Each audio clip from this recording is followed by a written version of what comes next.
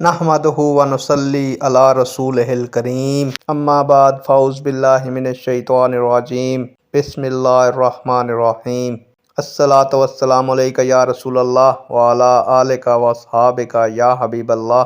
السلام علیکم معزز ناظرین و سامعین، اللہ تعالیٰ سے دعا کرتا ہوں کہ اللہ تعالیٰ آپ لوگوں کو خوش و خرم رکھے اور آپ لوگوں کی تمام تکالیف پریشانیوں کو دور فرمائے، آپ کو ظالم کے ظلم، حسد کے حسد سے محفوظ فرمائے۔ پیارے دوستو، آج کی ویڈیو کا عنوان ہے دوسری شادی پر پابندی کے لیے شوہر سے دنیا کی ساری عورتوں کو طلاق کہلوانا معتبر ہے۔ امید کروں گا کہ یہ معلومات آپ کے علم میں اضافہ فرمائے گی اور آپ اس ویڈیو کو شیئر کریں گے، چینل کو سبسکرائب کریں گے تاکہ دوسرے لوگ بھی اس معلومات سے مستفید ہو سکیں۔ پیارے دوستو، بڑھتے ہیں ویڈیو کی جانب۔ معزز ناظرین و سامعین، اگر لڑکی نے نکاح کے وقت یہ شرط لگائی ہے کہ لڑکا اس کی موجودگی میں دوسری شادی نہیں کر سکتا اور لڑکے نے یہ شرط قبول کر لی ہے تو یہ شرط معتبر ہے اور اس کا پورا کرنا ضروری ہے، یعنی اس صورت میں لڑکا اس منکوحہ کی موجودگی میں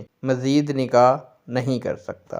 اور اسی سوال کے دوسرے حصے میں یہ کہنا کہ لڑکی کی طرف سے یہ شرط رکھی گئی ہے کہ لڑکے کی اس منکوحہ کے علاوہ دنیا کی ساری عورتوں کو طلاق ہے، یہ شرط غیر معتبر ہے۔ اگر لڑکے کی پہلے سے شادی ہوئی ہے تو اس شرط کو قبول کرنے سے اس پہلی بیوی کو طلاق نہیں ہوگی، کیونکہ حضرت ابو ہریرہ رضی اللہ تعالیٰ عنہ سے مروی ہے کہ رسول اللہ صلی اللہ علیہ وآلہ وسلم نے فرمایا، کسی عورت کے لیے جائز نہیں کہ اپنی کسی سوتن بہن کی طلاق کی شرط اس لیے لگائے تاکہ اس کے حصے کا پیالہ بھی خود انڈیل لے، کیونکہ اسے وہی ملے گا جو اس کے مقدر میں ہوگا۔ اسی طرح اگر نکاح کے وقت لڑکے سے یہ شرط منوا لی جائے کہ وہ اس شادی کے بعد جو نکاح بھی کرے گا تو اس کی بیوی کو طلاق ہوگی، تو یہ شرط فاسد ہے۔ حضرت علی علیہ السلام سے روایت ہے کہ حضور نبی اکرم صلی اللہ علیہ وآلہ وسلم نے ارشاد فرمایا،